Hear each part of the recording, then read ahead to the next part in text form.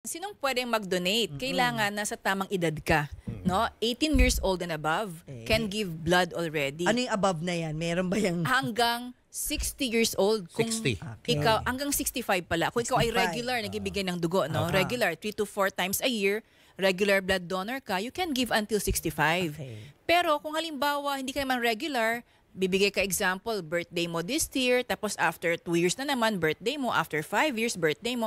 So hindi siya regular, but you're a blood donor hanggang 60 years old. Ayun. Ibig sabihin, mas maganda yung ibigay ng dugo, mas healthy, kasi you can give blood until 65 years old. Correct.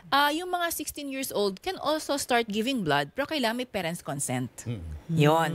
So timbang. Sa timbang ang number 2, kailangan yung body weight mo kailangan 110 pounds or 50 kilograms. Okay. No?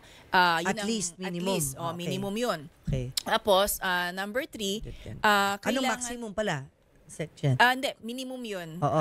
You can give blood pag pag less than 50 kilograms ka, hindi pwede. Pwede. Kung umabot ka ng mga 80 kilos ka, medyo obese. We will assess naman Ayun. kung doon. Yung iba naman malaki na can give blood, no? So, basta yung weight wag mag lesser than 50 kilograms kasi yung blood volume mas mababa. Yun. Or 110 pounds. Yun. So, yun yung then yung blood pressure mo, kailangan normal, no? Sa normal range, 120 to 140 ang systolic mo, and diastolic mo ay nasa 80 to 100, pwede. Paano kung nagme-maintenance? Tulad namin ni Julius, nagme-maintenance na kami. May maintenance na. Pero pwede pa kami mag-donate. Why, Doc? Bakit Basta, pwede? Controlled yung blood pressure mo. Controlled. At the time of donating blood. At the time of donating blood, and religious ka in taking your maintenance medication. Okay. Kahit diabetic pwede. Ayun, tinan nyo guys ha, kahit diabetic Yes. pwede. Oo. Why is that so, Doc? Basta controlled mo naman yung basta controlled yung diabetes mo. And then you also take your medication religiously, no? Regularly. Okay, yun. Wag lang yung nag-i-insulin na. Ayun. Kasi medyo hindi ka na healthy if you So pwede yung metformin, pwede pa yan. metformin pwede pa. Yes. Kung may hika. Ayan, Kung may hika, for as long as that day wala ka namang asthmatic attack, you're healthy, it's okay.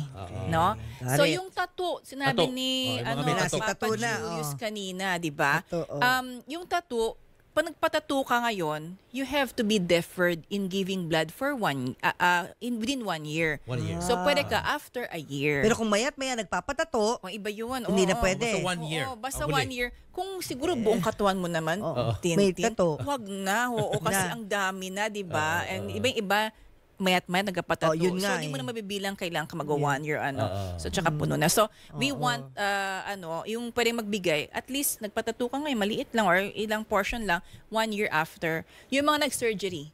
Nag-surgery, surgery, temporary deferment din ng 1 year. 1 year. din. Mga may piercing, ganon, na hindi naman ginawa sa tamang clinic. So, 1 year din. Yun. And then, yung mga, example, donation mo na bukas, blood donation mo bukas, hindi ka pwede nakainom ng alak the night before. Yun. kahit isang Tapos, boteng beer. Oo, hindi Cannot pwede. be. Oo. Kahit tikim. Night before, no? Di pwede. Oo. Okay. Hindi ka rin pwede puyat. Oo. So dapat may mga 8 Mababa hours ang of sleep. Yes, 8 Okay. hours of sleep yan.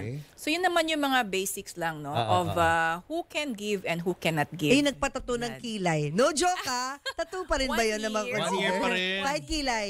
Basta tattoo, papo. Basta tattoo. Di ka Oo. pwede mag-donate, Basta may papo. needle, may Basta may pricking. needle, Oo, no? Basta may needle.